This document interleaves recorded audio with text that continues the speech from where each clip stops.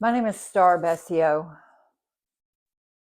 I created this channel because there are so many miracles that God has performed in my life. And He is literally telling me, Star, I need you to tell everybody about these thousands of things that I have done for you. I also know so many people impacted personally by the miracles of God that it is too much not to share with everyone else. It's miraculous. And it's beyond comprehension how he still moves so intricately and so personally in so many people's lives. And I have such a story.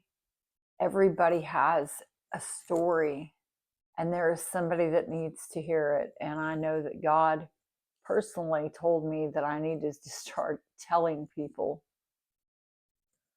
about everything that has happened and what He has gotten me through, what He is doing in my life, and how He has saved me. And not just my soul, but He has transformed my life in a way that has helped me be able to help others. And I just want to share this with you.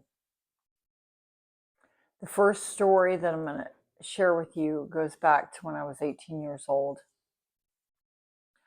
That is the first conversation that I recall having with God, where I actually cried out to God for help. I didn't believe in God. No, let me back up. I was on the opposite side of God, and I openly worshiped Satan, and did rituals and different things um, previous to this. And it was not lining up with anything that is what God would have wanted. But I got to the point where I wanted to die. And I was doing everything in my power to make that happen. I was 18 years old, and I was sitting on the edge of a bed in a hotel in Columbus, Texas. The name of the motel was Columbus Inn.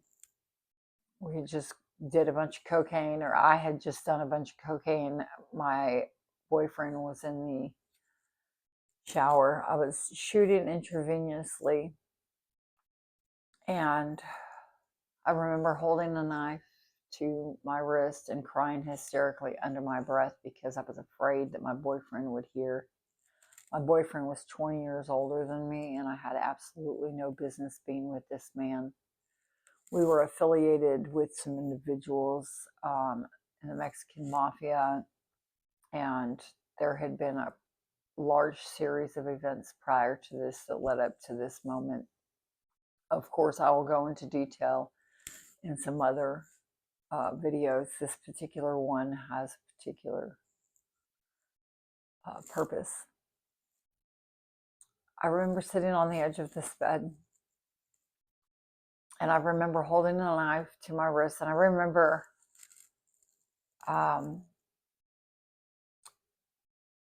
asking God, if you're there and if you can hear me, give me a reason. Show me a reason that I shouldn't do this, because this sounds logical to me. This is logical to me. Just make it stop. I don't want to live anymore. And I knew in my heart that if He showed me my son, I had a son who was almost 2 years old, that I hadn't seen in at least 6 months. And I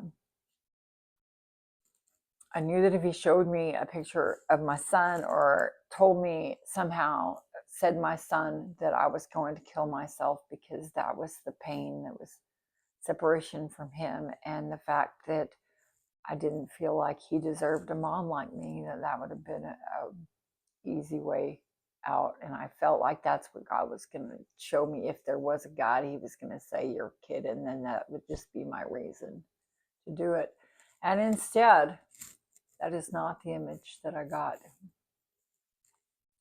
The image that I got was my brother's face. And my brother is 2 years younger than me, and my brother is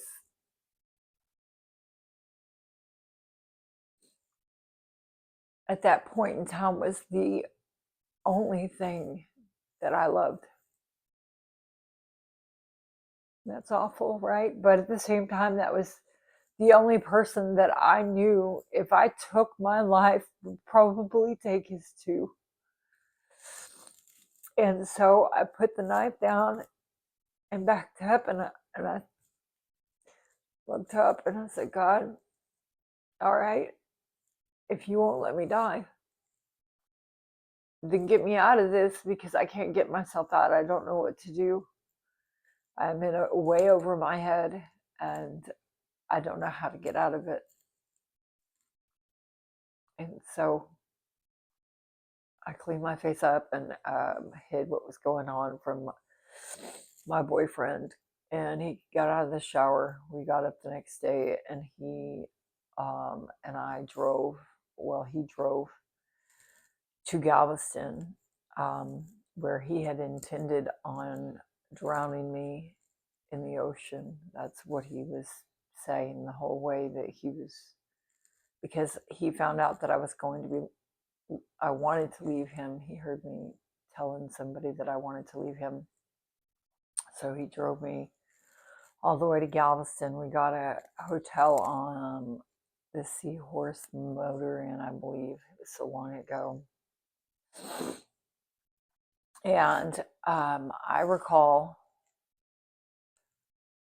us getting there and getting the hotel and going to get something to eat. And he was freaking out on me because I wanted Jack in the Box, and he had a friend named Jack, and he thought there was something going on, even though Jack didn't live anywhere near Galveston, and he just started freaking out on me.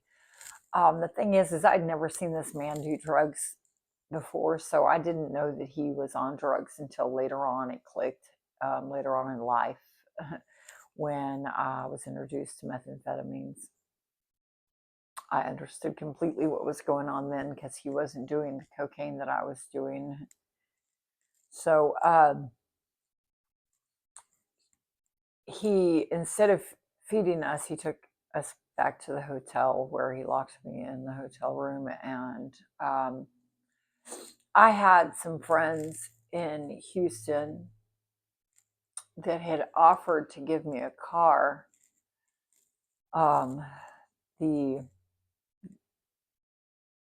The condition was that I had to come pick it up.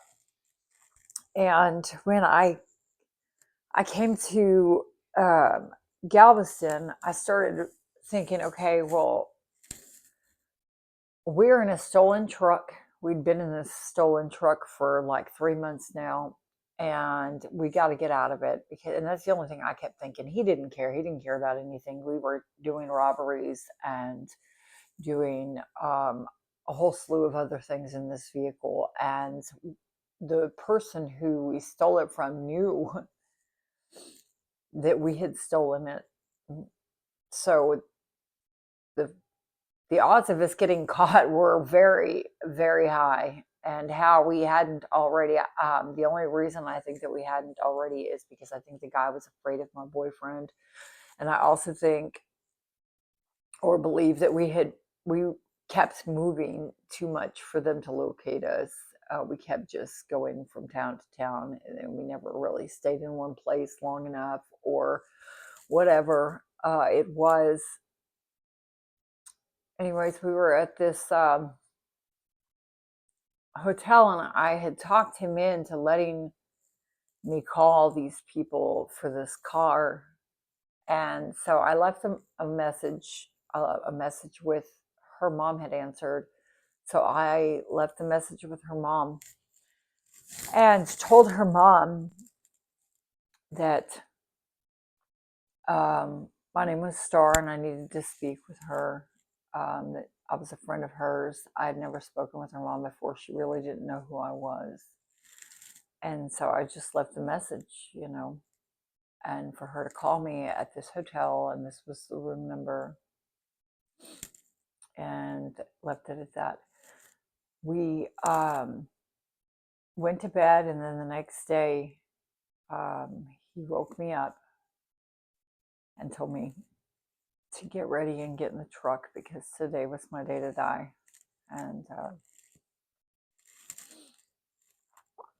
I started crying because I knew he meant it. And I was about 5'6", and I weighed about 95 pounds, soaking wet. I was a little girl. He was about 6'2", 235 pounds, very muscular. He had beaten me to the brink of my life previously. I had never stood up to a man before that time. I had never been more afraid of anyone before in my entire life. I was so scared of this man, and I've never been afraid like that ever of anything or anyone. And I knew he was the devil. And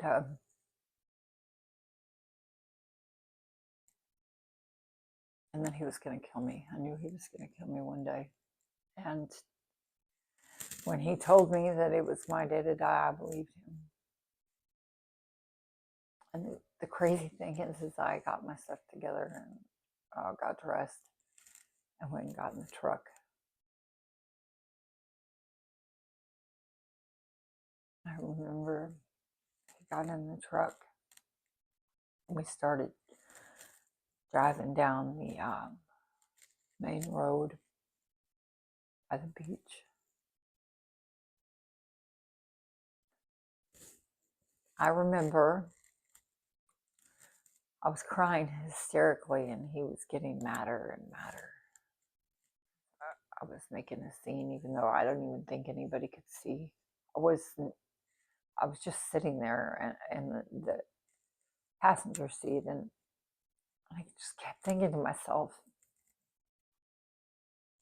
I'm going to let this guy kill me, and he's describing how he's going to drown me, and, and I'm shaking, and and I never in my life have felt like such a coward before in my life. I mean, ever, ever, ever have felt like such a coward. And I kept thinking to myself, you're a coward, you are a coward. And we got further and further down the road. And then there's something that just snapped in me and said,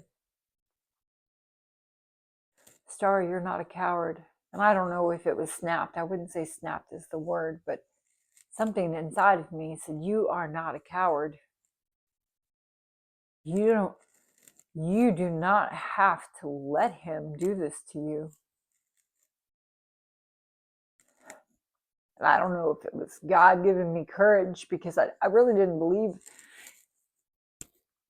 that God was doing anything yet, But I do know that this thought popped in my head. I always carried knives and everything around this guy because we were always doing really bad, shady stuff. So I really knew that I was going to have to protect myself from somebody else. But if I wouldn't even protect myself from my own boyfriend, what makes me think that I would have even done it if somebody else had tried to harm me? I don't know why I carried the knife at this point in time. Just for show, probably. I don't know. I just like knives. But I thought to myself, I'm carrying this knife. I'm just going to let him drive me to the ocean and pull me out of the truck and proceed to drown me? I'm just let him drag me to the ocean? Am I going to walk myself to the ocean?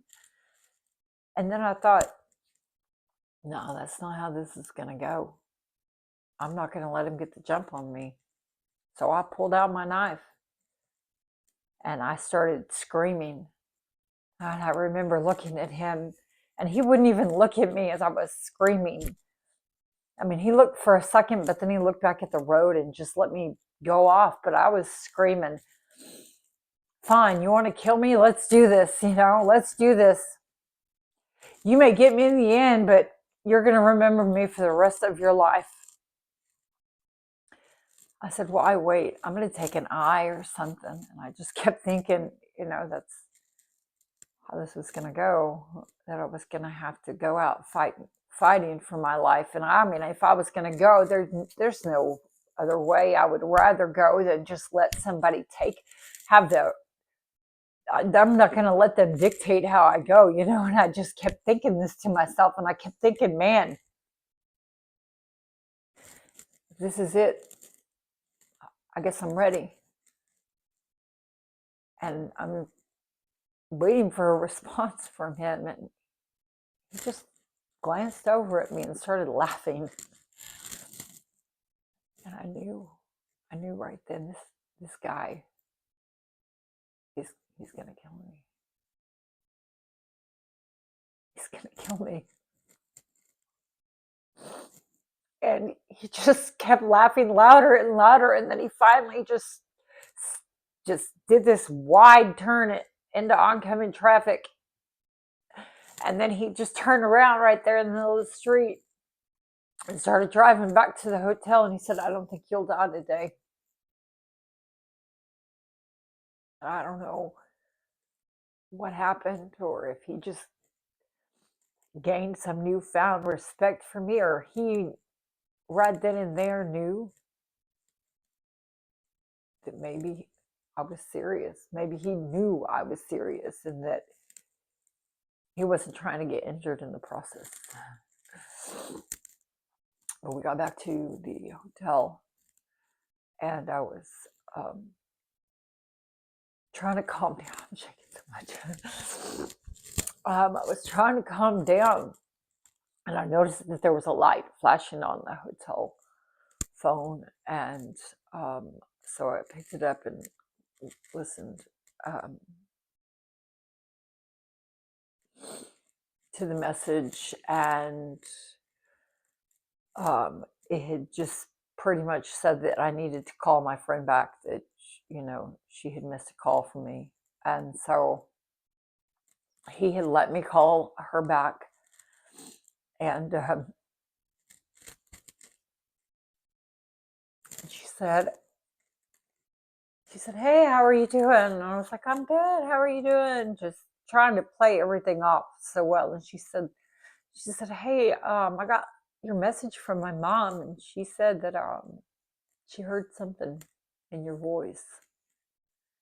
And I don't really know what she would have heard in my voice. I mean, maybe I just sounded distraught to everybody. Whoops.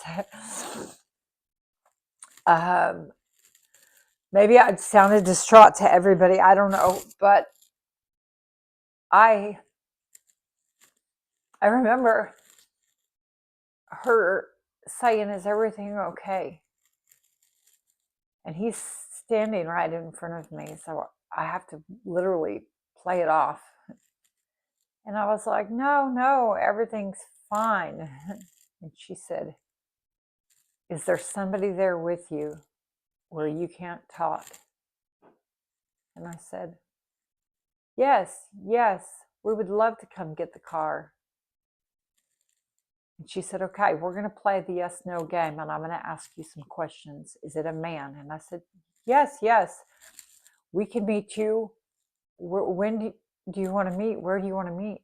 And she said, okay, is he dangerous? And I said, yes, let me talk to him, but I'm sure we can work something out. And I remember her saying, okay, we're coming tonight. Is it this hotel room? Are you going to be at this hotel? I said, yes. And she said, it's 1 o'clock in the morning, okay? And I said, yes. Yes, we can meet you tomorrow at 3 o'clock. And he's looking at me, and he knows, and I know he knows, and I'm scared, and I'm shaking, and I just remember thinking he can hear her, he's gonna kill me, something's gonna happen tonight, and they're not gonna make it or something. But I just kept thinking she told me, okay, we're gonna be there at 1 o'clock. We'll be there. We're coming to get you. And I just kind of just tried to keep calm, and I tried to keep being rational enough to have the conversation without breaking down or giving off some indicator to this guy that they're coming. And so she let me go. And I remember thinking, all right, I got to get some stuff together without him figuring out that I'm putting my stuff together. So I just started undressing and getting some stuff together and kind of cleaning up the whole room. And he said, are you packing? And I said, no, I'm just trying to straighten up. There's not a lot of room in here. I just kept giving these excuses. And I knew I just knew that he was going to find out. I just kept trying to play it off, And he kept trying to get me to do more coke. And I didn't want to, but he was making me. And when I say making me, like, I didn't have a choice with this guy. He was huge. I was tiny. He had no problems hurting me physically, sexually, emotionally. And at this point in time, I really didn't care about the verbally and emotionally, and psychological damage was well past done. But the physical pain that he could inflict on me and the sexual pain, I didn't want to have to deal with that. So I just, I did shot up some cocaine, and I don't know how, but somehow I fell asleep before 1 o'clock. I'm not sure when I fell out. And I remember dreaming. And I remember I couldn't have the hotel call me. I couldn't set an alarm. I couldn't have any indicator that I needed to wake up. I couldn't do that. So I just had hope that I wouldn't fall asleep. And I did. And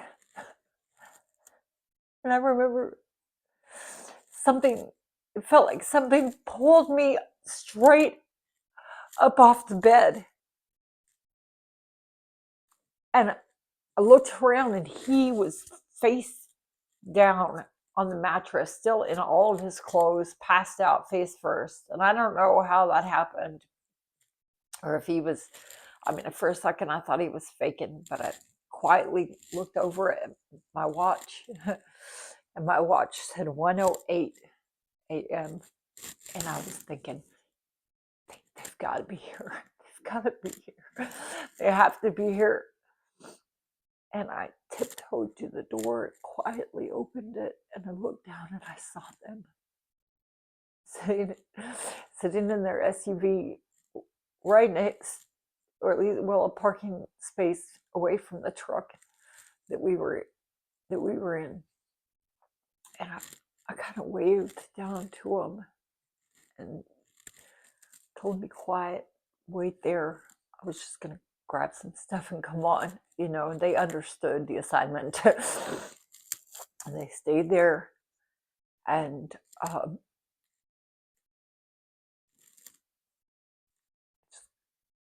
grabbed the bag that I had, I slipped out the door.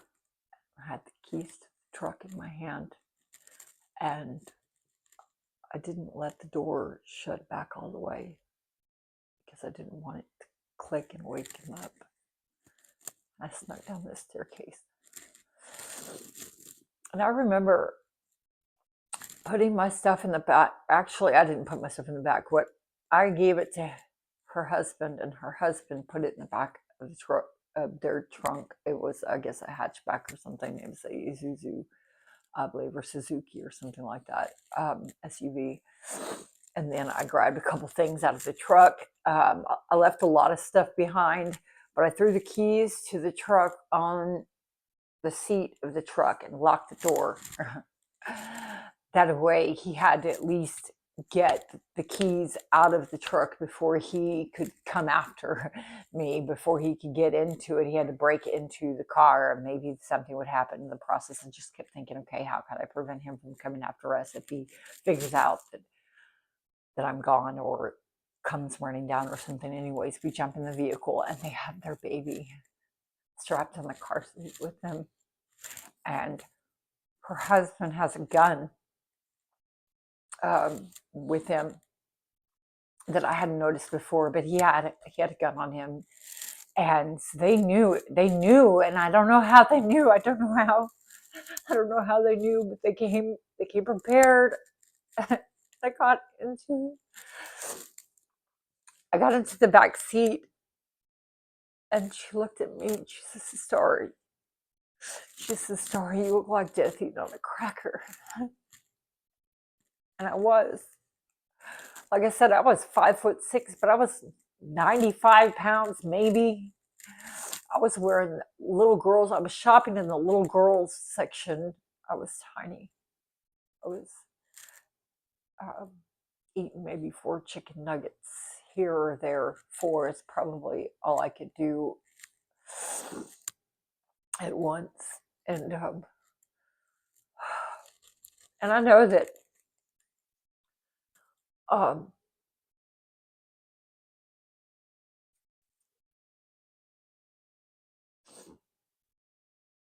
know that if I had stayed there, I was going to die. After she told me that I looked like death eating on a cracker, I told her, I said, "You're not going to believe this." I said, "But I fell asleep."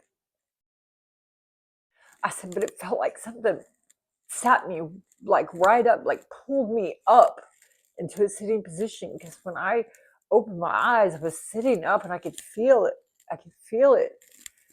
And she said, "Star," she said, "you're not going to believe this, but we were praying because we knew you fell asleep. We knew you fell asleep, and we were praying that God send angels to come and wake you up."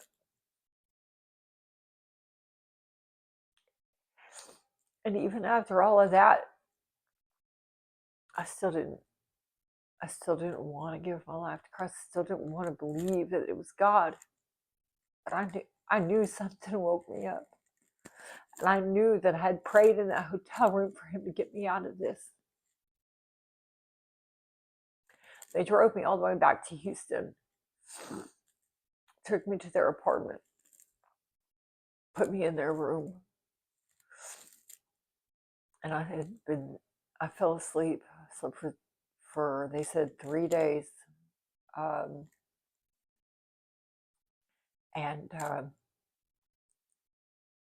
I was so dehydrated, I never even had to use the bathroom or anything. I slept for 3 days straight. I woke up so hungry.